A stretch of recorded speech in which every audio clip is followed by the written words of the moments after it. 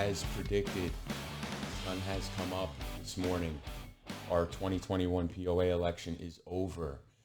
I'm going to bury the lead here and tell you the board retained all 5 seats. Okay. What I intend to do with this podcast is talk about the results last night, talk about my journey over the last month running for the POA board, talk a little bit about the things I like and I dislike, the way things were handled, the way things were done, and talk a little bit about the future and some of the things that I would like to see going forward. I have some notes jotted down here, and I'm going to go through them and just give you a little bit of information. The results first. So, and I apologize if I have some of these numbers off by a digit and some, maybe a tick one way or the other. But so you guys know, out of the 900 plus homes in Quarry Lake, there were roughly 455 votes cast last night.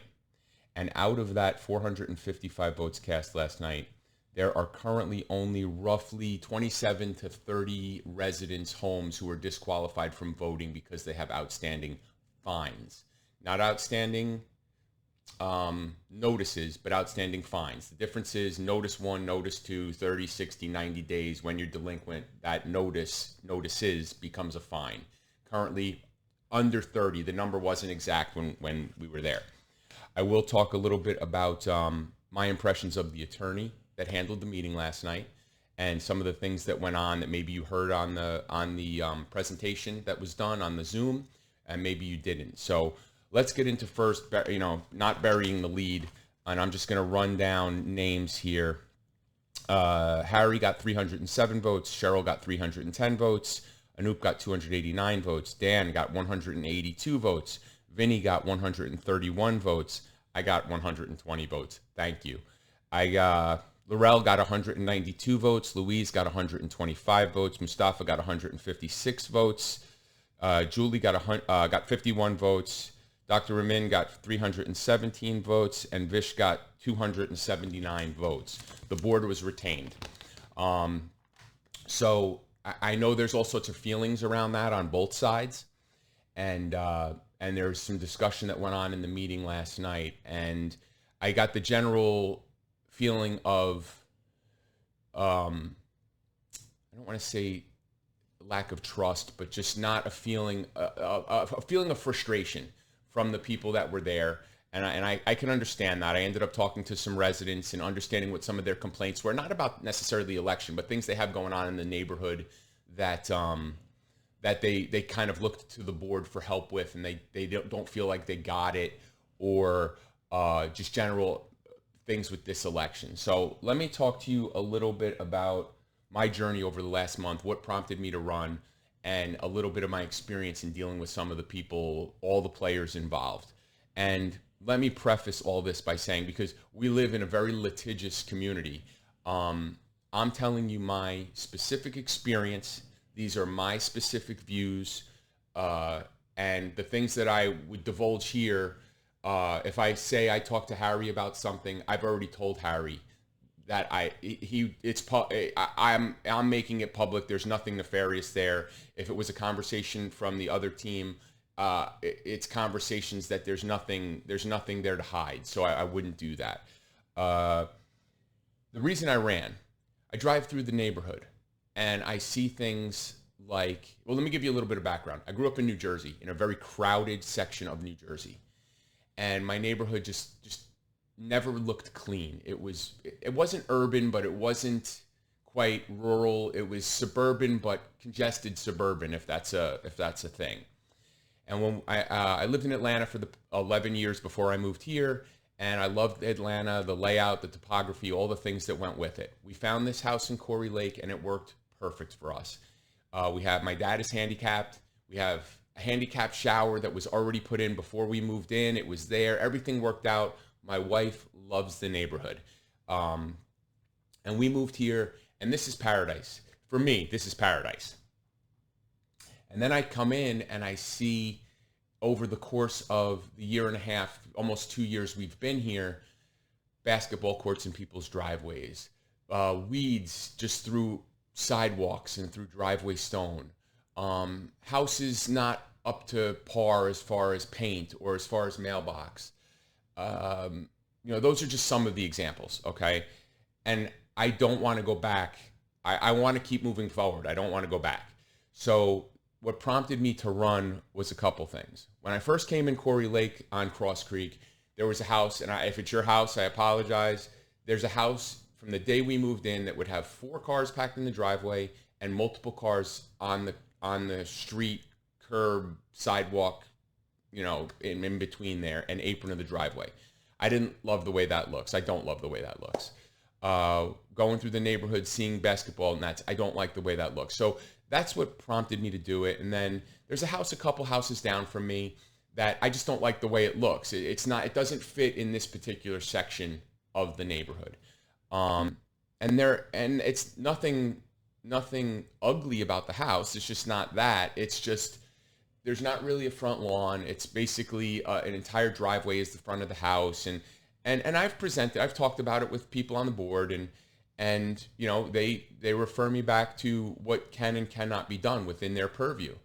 And I take them at their word. If you can't do it, you can't do it. So I ran because I wanted to truly understand what was capable and what is not capable. That's what prompted me to run. Out of respect for the people on the board and out of respect for the group that was running outside the board, prior to saying anything, spoke to them privately and said this: I just want to let you know I'm running. I'm not looking to be affiliated with anybody. I want to run on my own. And I won't get into conversations that happened then. I'll kind of let things evolve here and see how that goes before I get into some of that stuff. And I'm not trying to not be transparent. I just don't want to, I don't want to get into specific details, but both parties, I don't think were really thrilled that I ran. It's just my opinion. The people coming in, I don't think were thrilled because maybe felt like I would pull votes from them. And the guys on the board, while I've spoken to them and I don't have an issue with them, I think felt a little bit like I might be a Trojan horse for another group of people, or that by me doing this podcast and being transparent, that might open up Pandora's box. So both sides, I don't think were like, hey, welcome aboard type of deal. And then as I got to know people, I think people are maybe a little bit more comfortable with me, and maybe not. I live by the principle that your opinion of me is none of my business until you choose to make it my business by addressing it with me. If you choose to do that, I'm more than happy to talk to you about it and explain why I'm the way I am or why I have a view that I have. But if you don't do that, if you choose not to and you want to talk about me behind, it sounds childish. If you want to discuss things that I say or do not in my company, that's up to you. I can't control that. I don't try to control that. Just like while I'm not happy about the result, I'm a competitive person, I want to win and I want to do things. But for me, this wasn't about being competitive to win a seat or to gain power. This was more for me about trying to get a better understanding of what goes on the inside and try to bring a new perspective if I was able to. And I was not. However, over the course of the last month, there were some things that I loved. I loved getting to meet. I loved talking to Ron Akoff last night. I enjoyed talking to George Castillo last night. George and I don't agree on some things, and we discussed it like two men having a conversation, and we agreed to disagree. Do I dislike him because of it? No, I don't dislike him. I don't have, I will tell you in this whole process, not a single person on the existing board, regardless of what anybody watching this video may think, ever approached me negatively, censored my posts, or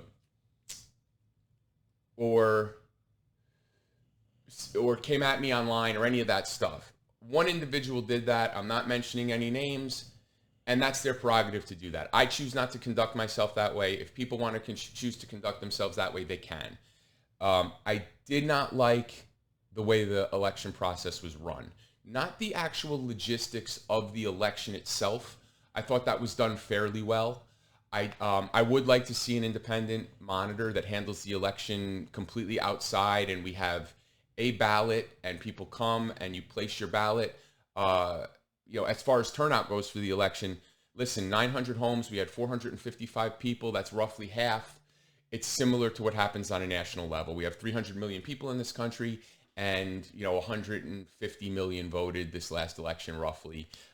It's the same type of thing, but the downside to that is we have the same dynamic here that we have on a national scale. There's a group of people on one side, there's a group of people on another side, and somebody's always unhappy. So and that's just a side note to the election. I don't think that procedurally it was poor. I think it was run fairly smooth from what I saw. I think the way the balloting was done, I didn't like it. Okay. And I can tell you, I had a conversation when the ballots were floating around and they were pre-filled, and I don't think that's democratic. I don't think it's democratic to bring somebody a piece of paper with boxes already checked and say, here, sign this over. I don't think that's the right thing to do.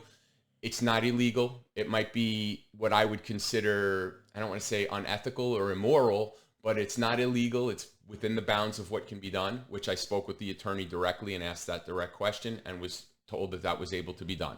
Now that may change next year. I don't know. This whole thing is kind of like a moving target. So I don't like the way that was done. I flat out told Harry that I didn't like the way that was done. And we had a dialogue over it, and we agreed to disagree and moved on. As far as things that I also didn't like last night, I had people videotaping my conversations over my shoulder. I mean, to me, that's just, it's petty. It's a little immature that people would want to do that. But if people want to do that, I'm in a public setting. I'm having a conversation, not a public conversation, but I'm having a conversation with another individual, and people want to tape me. That's fine. I have a deep, loud voice, clearly, but so some stuff may be pulled on tape. If people want to publish my private conversations, that's bad on them, not on me. And that's up to people to do that if they want to do it. I can tell you, I don't like the name calling. I truly don't like the name calling online. I know people have all their personal issues with people that have been here way longer than me and have way longer history than I do. Besides your opinion of me is none of my business. Another one of the codes that I live by is I take people as they come to me. So if you came to me tomorrow and said, and I'm gonna use a name because I know he doesn't care, Parag. Parag is a this, that, and the other, and he's been that way to you. Whether he has or not, I don't know. I can tell you the way he is to me. He and I tried to sit away from everybody last night, but he and I ended up sitting with each other at the meeting. And the majority of our conversation, to let you guys in so you know, and I only use him because I know he doesn't care. We talked about his kids and his wife, my dogs, the Tampa Bay Buccaneers, and what was supposed to be a funny and entertaining Jason Pierre-Paul promo that I did that got blown out of proportion. And we talked about some stuff that was going on there. And the conversation is similar to how I'm talking to you. Parag, I disagree with this, or the lawyer had talked about ballots versus proxies and the difference. And the way I heard it last night is you didn't even need to fill any of that out. You could have showed up at the clubhouse last night, asked for a blank form, filled it out, and submitted it. But I didn't know that ahead of time, okay? And that stuff would have been nice to know. That's the stuff I'm talking about that I don't think was handled well with the ballots. And I told you about my conversation there. So I'm being as transparent as I can be with you guys over what went on last night, what's gone on with me in the last 30 plus days. And I can tell you, a lot of times on the promo stuff, I'd play Rocky music, and I was the underdog, and Rocky didn't win the first fight. And maybe my role in this, as I thought about it last night and gave it a little bit of context and a little bit of time, maybe my role in this isn't necessarily to be an elected official for you.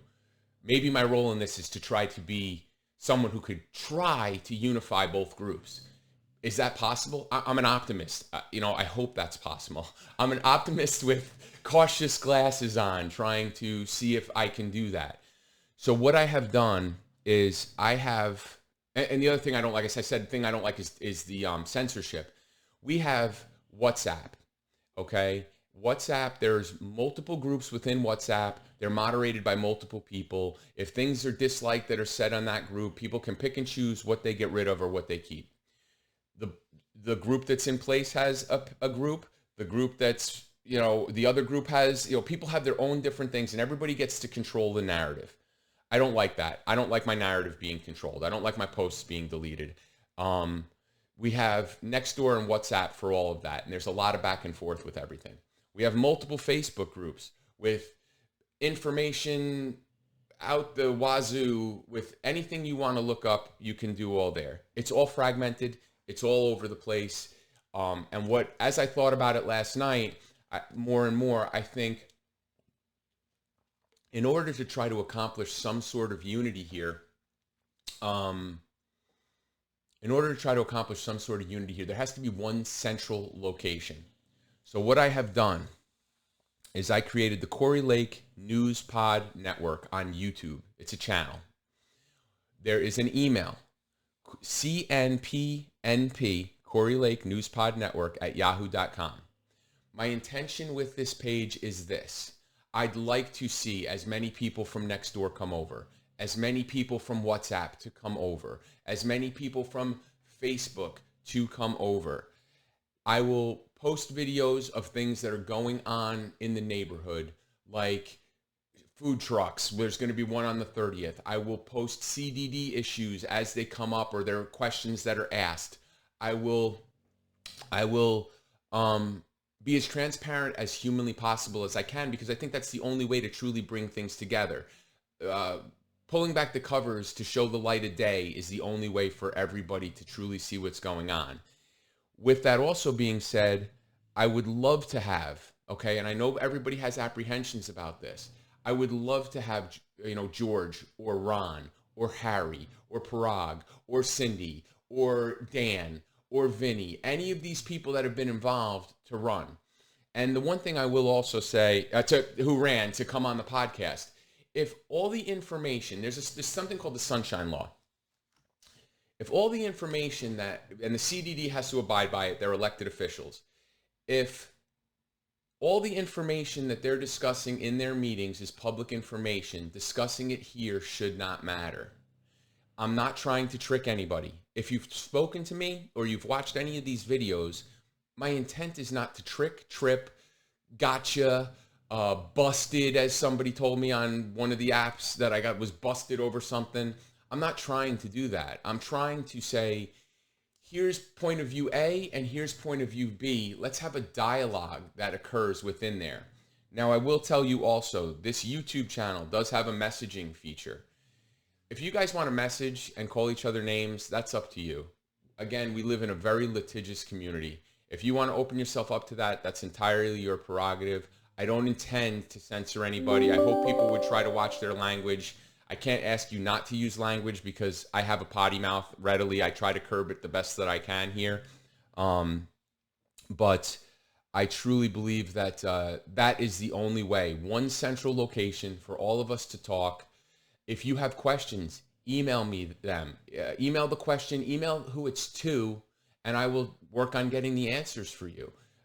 That's the stuff that I think gives people the opportunity. It gives board members the opportunity to tell you in their own voice, not sit in a meeting and defer to an attorney, or not be vacant on social media. And I will say this, and I'm going to specifically tell you my conversation, not everything, but part of it with George last night. I said, George, my feeling is that there's a bunch of stuff on social media and there's never a response from a board. Now, I'm not saying everything has to be hashed out on social media, but there never seems to be a clarification or a record being set straight, other than around election time or other than in a meeting or emails. I don't get all the emails for whatever reason. So if you're watching this and you have control over the emails that go out for the POA and the CDD, please put please put CNPNP at yahoo.com on all those email lists. I want to be informed. I want to take part.